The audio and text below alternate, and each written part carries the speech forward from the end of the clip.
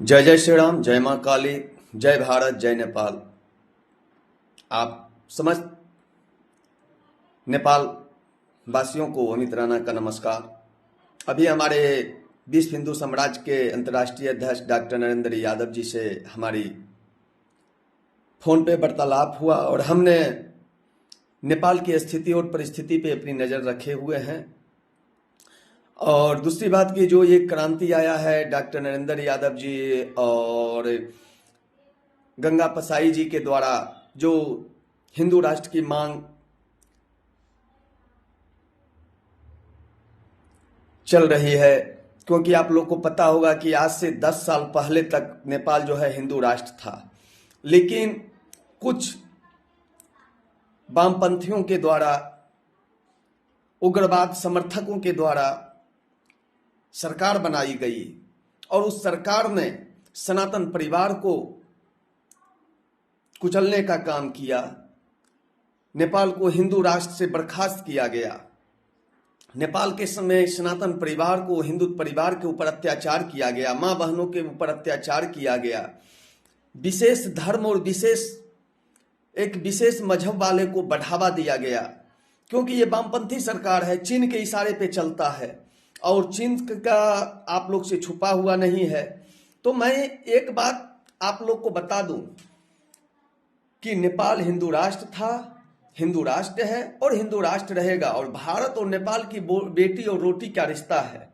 नेपाल हमारा छोटा भाई है। अगर छोटे भाई के ऊपर किसी भी परिस्थिति में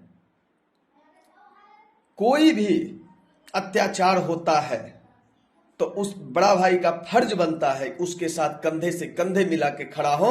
तो आज हम नेपाल वासियों के साथ, अपने क्रांतिकारी भाइयों के साथ मैं कंधे से कंधे मिला के खड़ा हूं। और दूसरी बात कि ये जो सरकार है जो अगर ये मानसिकता पाल रखा है कि मैं सनातन को कुचलने का काम करूंगा, हिंदुत्व को कुचलने का काम करूंगा और नेपाल को जो है इस्लाम राष्ट्र बनाने का काम करूंगा, तो ये अपनी ये मानसिकता अपने दिमाग से निकाल दे। क्योंकि मैं माननीय भारत के प्रधानमंत्री माननीय नरेंद्र मोदी जी से और योगी आदित्यनाथ जी से आग्रह करता हूं कि इस मुद्दे पर, इस क्रांति में, नेपाल में जो अभी परिस्थिति बना हुआ है इसमें हस्तक्षेप करें। हमारे दर्जनों हिंदूवादी भाइयों और सनातन युवाओं को, हिंदूवादी नेताओं के ऊपर एक साजिश रचा जा रहा है, जेल भेजने का और इनकाउंटर करने का एक साजिश रचा जा रहा है ये वामपंथी सरकार के द्वारा। जो सरकार चाइना के इशारे पे चलता है, वो सरकार जो सरकार सिर्फ और सिर्फ किसी एक मजहब के लिए कार्य कर रहा है, जो सरकार सिर्फ और सिर्फ एक नेपाल के लिए नहीं बल्कि चाइना के लिए कार्य कर रहा है, ऐसे सरकार के ऊपर हम भारत के सरकार से मांग करेंगे कि ऐसे सरकार के ऊपर कार्रवाई करें और नेपाल में जो हमारे सनातन परिवार के साथ अत्याचार हो रहा है उसमें हस्तक्षेप करें। और मैं एक बार अपने क्रांतिकारियों भाइयों से कहना चाहता हूं कि आपका बलिदान को मैं ऐसे जाने नहीं दूंगा। आपका बलिदान रंग लाएगा। आपकी कुर्बानी, आपने जो कुर्बानी दिया है वो कुर्बानी रंग लाएगा। आपका जो खून बहा है वो खून को मैं ऐसे जाने नहीं दूंगा। नेपाल को फिर से मैं हिंदू राष्ट्र बना के रहूंगा।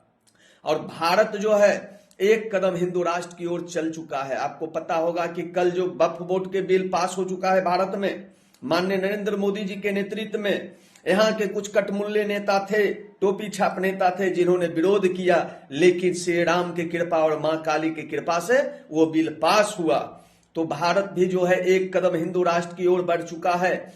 तो घबराने की बात नहीं है हमारे भाइयों, हिम्मत नहीं हारना है हमारे भाइयों।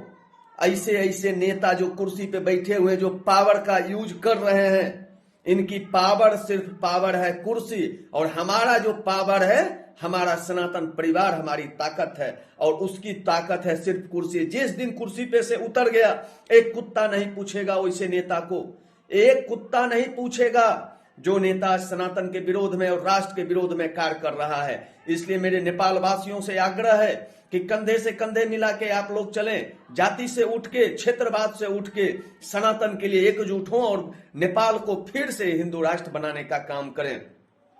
और मैं फिर एक बार आप लोग के कहना चाहता हूं कि गंगा पिसाई जी और डॉक्टर नरेंद्र यादव के नेतृत्व में नेपाल हिंदू राष्ट्र बनेगा। मैं अमित राणा, विश्व हिंदू समाज राष्ट्रीय अध्यक्ष भारत। जय जय श्री राम, जय मां काली।